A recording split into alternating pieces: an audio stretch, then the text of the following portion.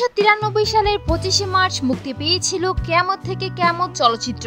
চলচ্চিত্রের ইতিহাস বদলে গিয়েছিল সেদিন।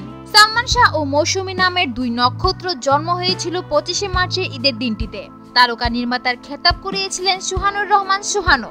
কিন্তু কিয়ামত থেকে কিয়ামত চলচ্চিত্রটির সম্পর্কে অনেক তথ্যই অজানা। এমনই একটি তথ্য হচ্ছে, ব্যক্তিগত কারণে শুরুতে কিয়ামত থেকে কিয়ামত চলচ্চিত্রে অভিনয় করতে চাননি মৌসুমী। মৌসুমীর কাছ থেকে চূড়ান্ত কথা না পেয়ে তখনকার হিট জুটি শাবনাজ নাইমকে কিয়ামত থেকে কিয়ামত করার প্রস্তাব দেন সুহানুর রহমান সুহান। কিন্তু নাইম শাবনাজ জুটি তাদের একটি ছবির ফলাফল দেখে শিডিউল দেবেন বলে জানান।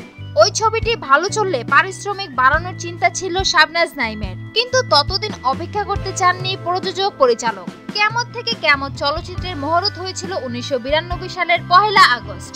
মহরতে মৌসুমী আসতে পারবেন কিনা, অভিনয় করবেন কিনা এই সংশয় মহরতের দিনও পরিচালকের কাটেনি। শেষ পর্যন্ত মৌসুমী অভিনয় করার সিদ্ধান্ত নিয়ে মহরতে আসেন। শেষ পর্যন্ত সালমান শাহ ও মৌসুমীকে চুক্তিবদ্ধ করেছিলেন সুহানুর রহমান সুহান। এরপরের ইতিহাস তো সবারই জানা। সুপ্রিয় দর্শক, বিনোদন জগতের আরো নিত্য নতুন খবর জানতে আমাদের চ্যানেলটি সাবস্ক্রাইব করতে ভুলবেন না। লাইক দিন, কমেন্ট এবং শেয়ার করুন। ধন্যবাদ।